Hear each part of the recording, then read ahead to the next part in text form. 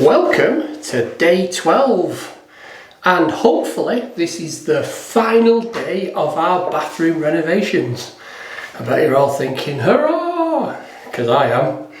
Anyway, another final busy day today. I've got the shower screen to build and fit.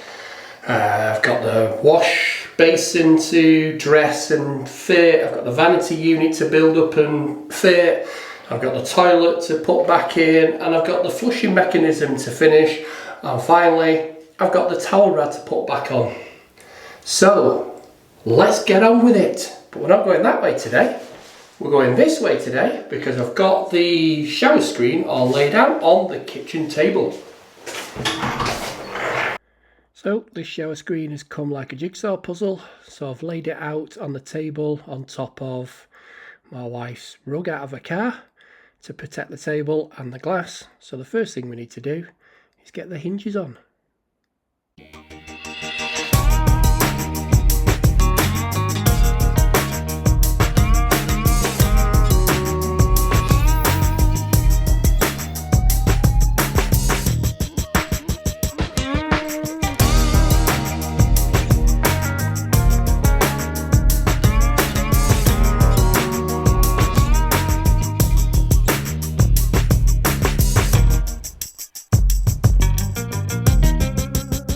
Now I've found a bit of a problem with assembly, so what we've had to do is completely flip over the shower here because the hinge screws this time are on the opposite side to these. So this time it's on this side of the we've got to screw it in. So why didn't they just make them the same way? But anyway, that's what we've had to do. We've had to flip over the complete shower screen to be able to fix these.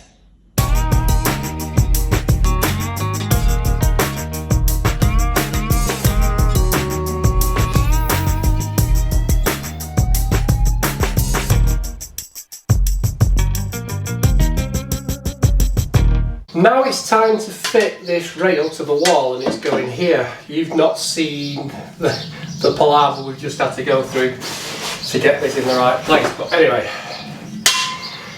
Problem I've got is my pipework runs here. I didn't really think about that, about putting the screen on, because I was hoping, well I did, because I was hoping I was going to be screwing through the centre of here, because a lot of rails allow you to screw through the centre there, but this one wants us to screw through the side. So what I've had to do is I've had to re-drill a new hole, and this is going to be, I don't know what I'm going to do with that, because I can't drill here. So I've made two marks where this needs to be. So it needs to be there, because you have to set it for the distance here for the corner bit. So it was a bit of a palaver. So the first thing I need to do now is level and plumb this up and then mark my holes.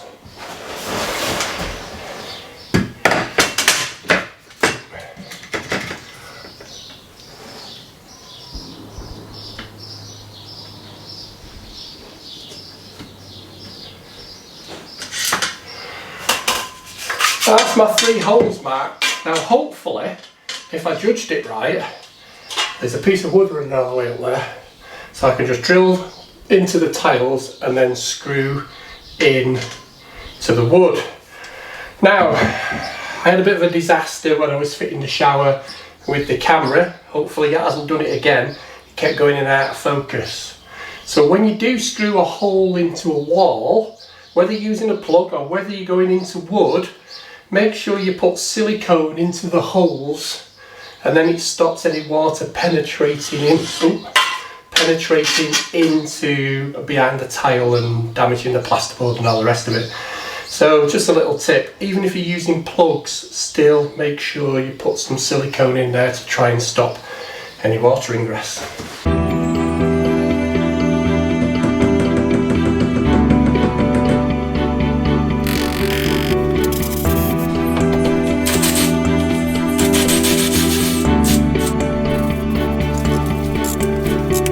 Now, when it comes to fixing the rail to the wall, don't silicone all the way down the back of it, because once you've stuck it on the wall and you've siliconed down the back, it won't get off. But what I'm going to do is because I haven't got a screw in this bottom end here, and I always do this anyway, I always do about 100mm from the bottom and 100mm from the top up on a bead, just a thin bead, so if I do want to get the rail off, makes it easier to get it off.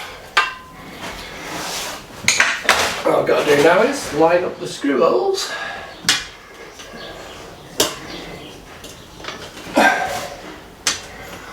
and get it fixed in. Now the screws come with little covers, so you need to put these plastic things on first. And again, I never use impact or anything like that on these screws because you want to feel it going in.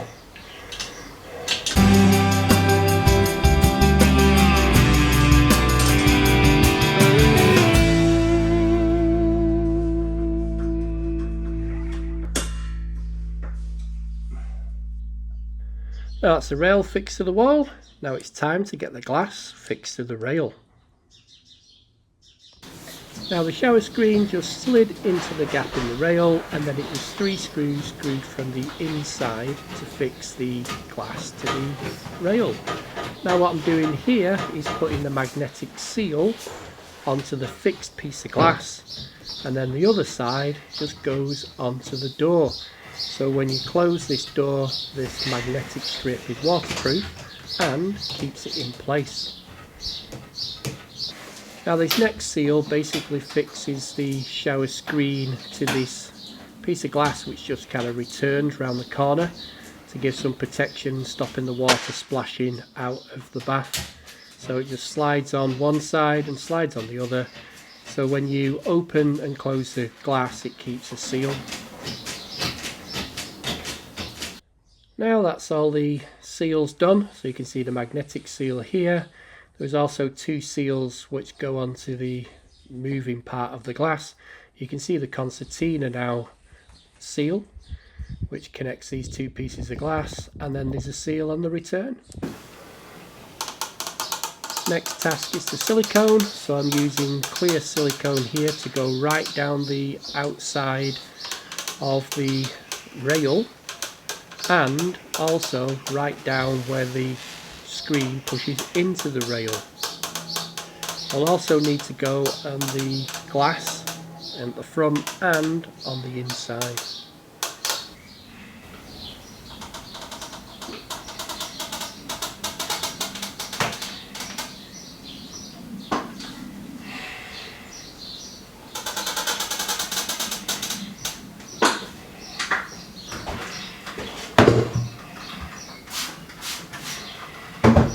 So that's the siliconing done for now.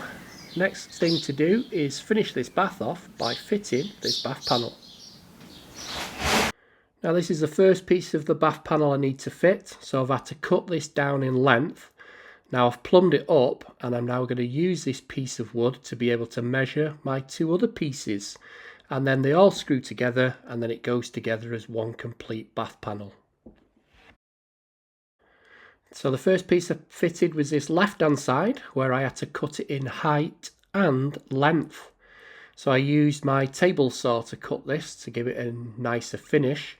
I also peeled off the waterproof edging and re-siliconed those back on, so the bath panel will stay waterproof, hopefully. So I've had to do the same with the right hand side of the panel. I've cut it height and length, and now siliconed all the way down the sides, across the bottom, and where the panel actually meets the bath itself. So hopefully this bath panel won't warp with any water. Next, I've installed this mirrored cupboard, and you can see I've just connected the wires up, turned it on, tested it, fine, screwed it into the wood on the inside, and then I've siliconed right the way around the outside. Looks pretty good. Next job is to dress the wash basin. It's a basin, not a sink. Anyway, dressing, what does that mean? Well, basically what we're going to be doing is we're going to be installing the tap, and we're going to be installing our pop-up waste. So I'm going to do the waste first. Now this is what we call a slotted waste. So this is where the overflow water, so when it goes down here from your overflow, actually goes through into there. So if you've ever wondered where your overflow water goes in a basin, it goes through the slotted waste. So it's hollow inside this bit here where my finger is. Now, need to seal this. Now a lot of plumbers will use silicone on these things. I'm not a lover of using silicone on sanitary ware. I love to use, and I've used this stuff for a long time, this is Plumber's Mate, Plumber's Putty. So this is a waterproof, non-setting putty. So you get yourself a sausage like that, and you wrap it around there like that. And squash it down a bit. Now this will squash out a bit, but that doesn't matter as long as it doesn't block the holes. So this will squash upwards, not downwards. So if you put your silicone on, a lot of the time you can block the slots up. And these will come out a lot easier. Now that goes into there, and we push it in, and then you get the excess squudging out. And that's what we want to see. We can just run a screwdriver around there and get it off later. Now this actually comes with a washer, but what I'm going to do is I'm going to get another sausage of Plumber's Mate.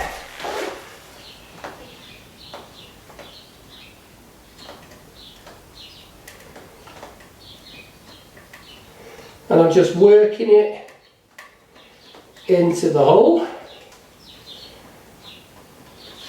Now I'm going to get the washer what's supplied and push that in as well.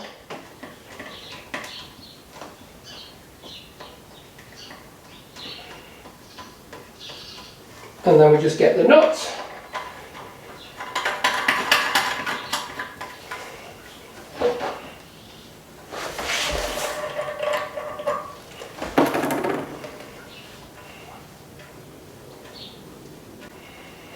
So if you like, you see what I did then, if you want to get your pop-up waste off, it just screws off. And you can get 2 screwdrivers in there if you can't tighten it up. So I'm going to get my big grips on it. And just tighten it up. Now put in the comments guys, how many of you have snapped these nuts? I've done loads of them. They never seem to tighten up, do they? And then they go pop, snap. So it slowly does it, and you're just waiting for all the plumber's weight to squidge out. That should be enough.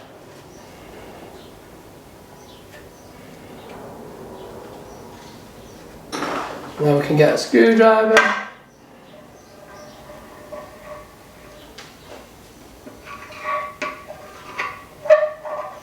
It just comes off. Let's have a bit of a cloth, but we'll clean all that up properly later.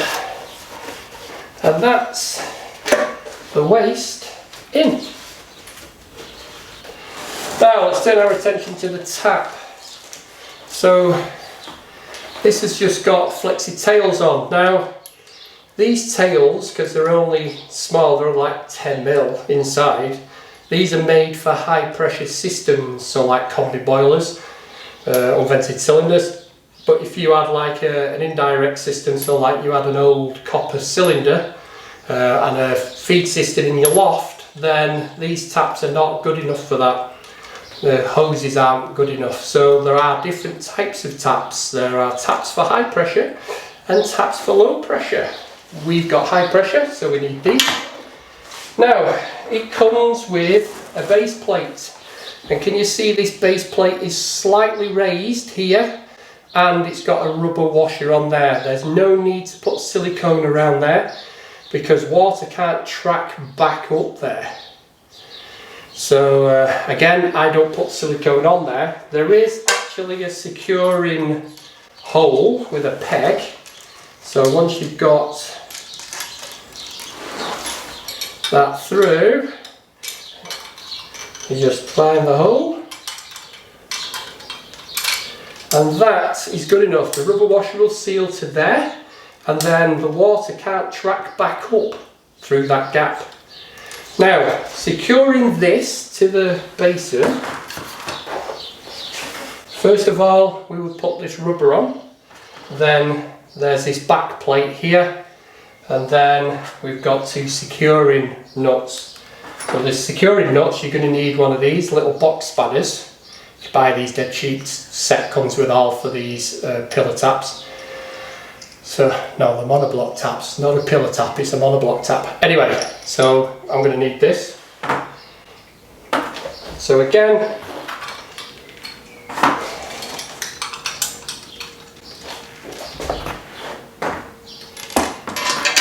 two tails through first. Like I say, the rubber goes on first, then the steel back plate,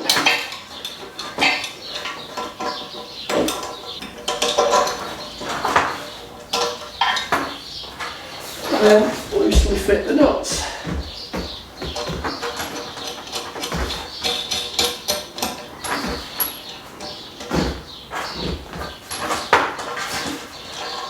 Now I can tighten the nuts up using the box spanner. Just by hand first.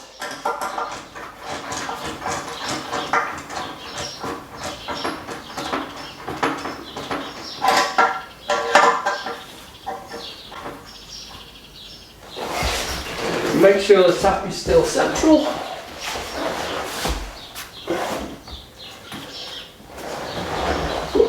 Like it is, and then we can just give this a bit of a tweak with a screwdriver through the hole, but not too much.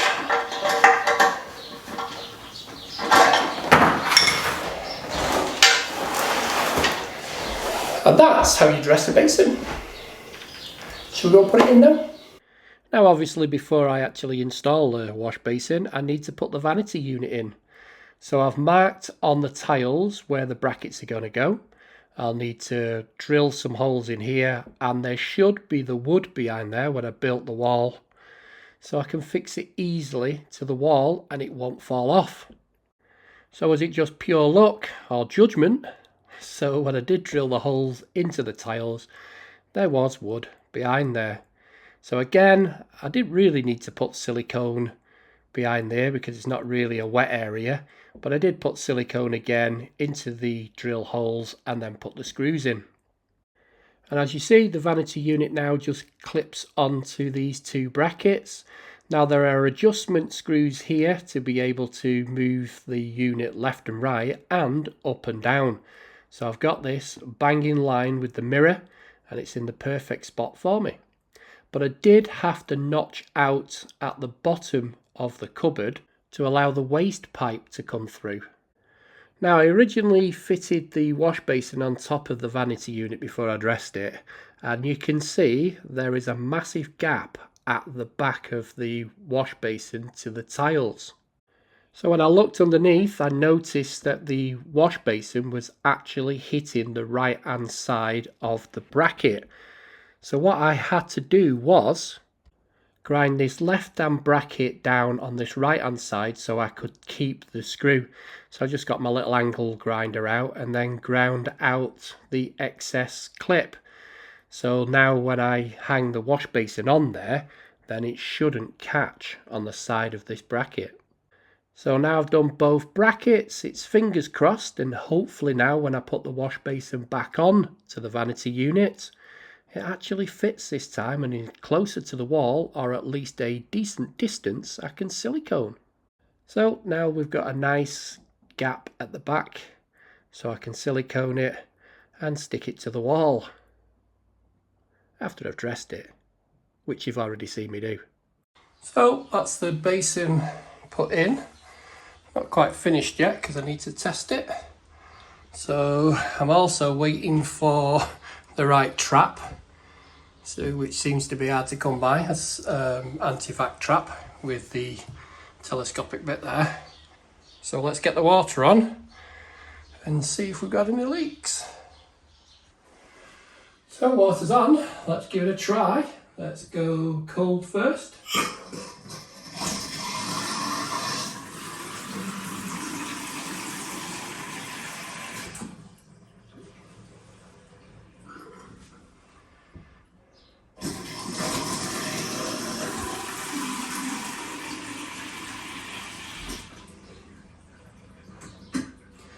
Let's try the waste in the plug hole.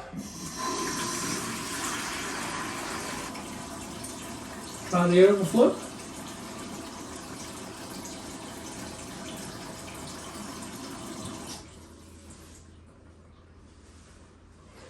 That seems to be working.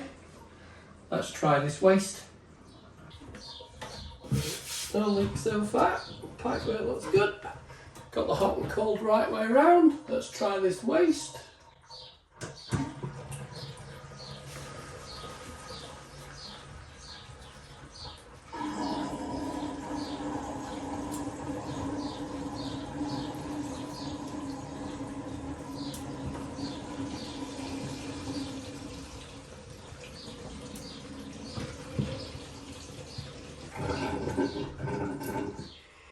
So that worked a treat.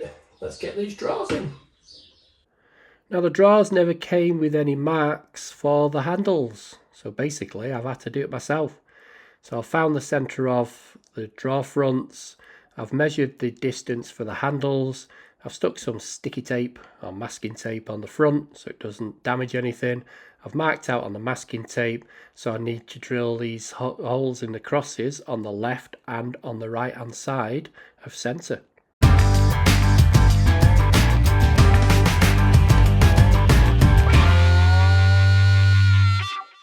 Now that's the Basin and Vanity unit complete, and also the cupboard. So all I've got left now to do is the toilet, so let's get on with it. So first job is to put the pan back in. Now this should fit perfectly because the actual tiles ended up the same thickness as the OSB board. So I've not even had to cut any of the pipes down.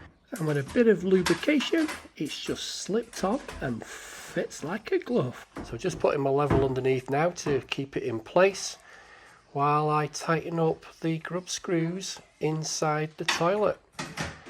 Let's just check and make sure it's level first,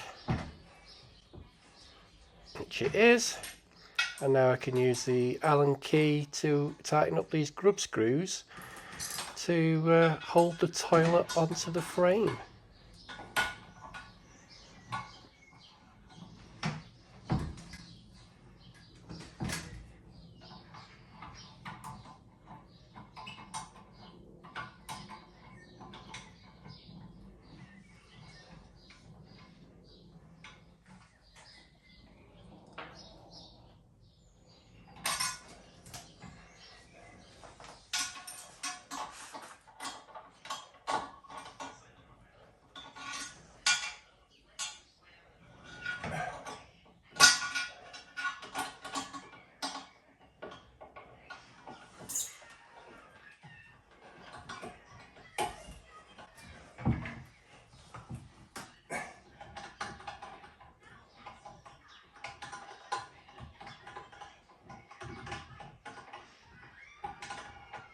So that's the toilet pan installed, everything's tight, everything's level, just needs silicone in.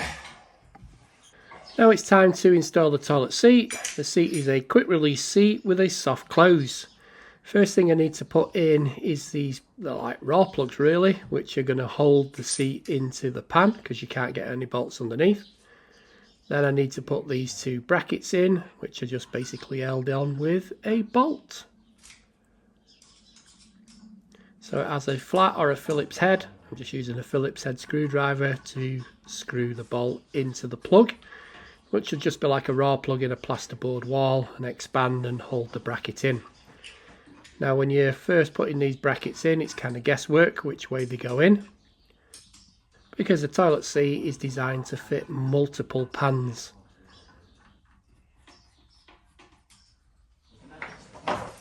Now I can fit the actual seat onto the brackets after I've unpacked it out of the plastic.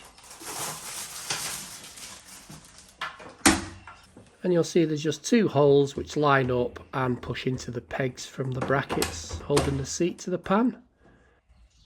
And now you can see the seat needs to come slightly forward, so I'll have to adjust the brackets. Now to remove the seat, you just press in this lever at the back and it comes off the pegs.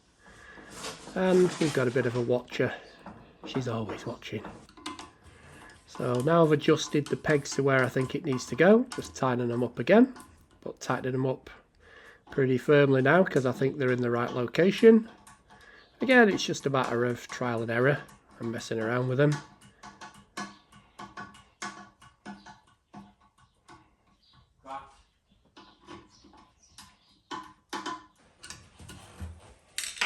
So now I just need to put the decorative caps over the top to hide the screws and the brackets. And then it's just put the toilet back on and test it's in the right location.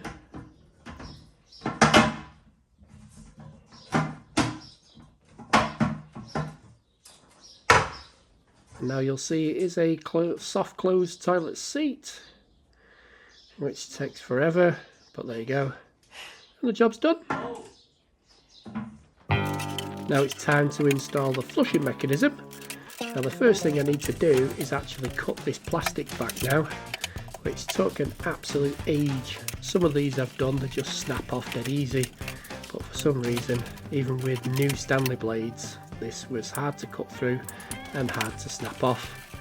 But after 5 minutes of messing around, I actually got it to the right depth we require, which is flush with the tile face. Now it's time to install the flushing mechanism and the push button plate. First thing I need to do is install this guide plate. You can see this guide plate also gives you instructions on how to take the flushing mechanism out and the fill valve. Next we need to put this bracket on, which actually holds on the flush plate and everything goes through this. So these are just securing pegs, which on this right hand side it turns to the right, and on the left hand side once we put it through we turn it to the left. So these two plastic clips now lock this plate into position, and then we just need to move these two red tabs to lock those into position also, so it doesn't move. Then we need to put these flush valve extender pieces in. So what these do is they push through into the flushing mechanism, twist and lock, and these are what actually operates the mechanism when you push the button. So the push button on the plate pushes against these, which then lifts up the flushing mechanism. So it allows the toilet to do the short flush or the long flush.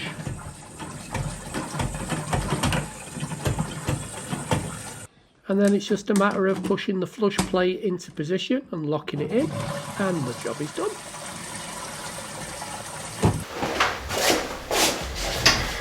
And that's it. We're finally done.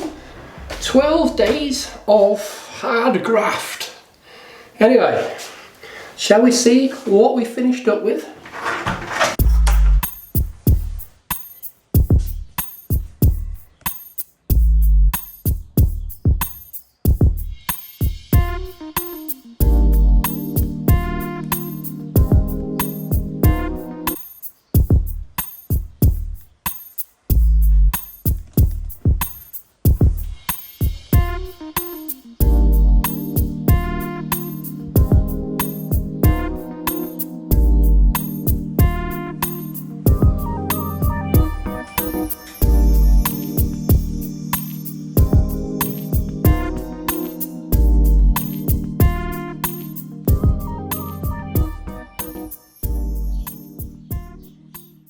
And there you go, finally completed.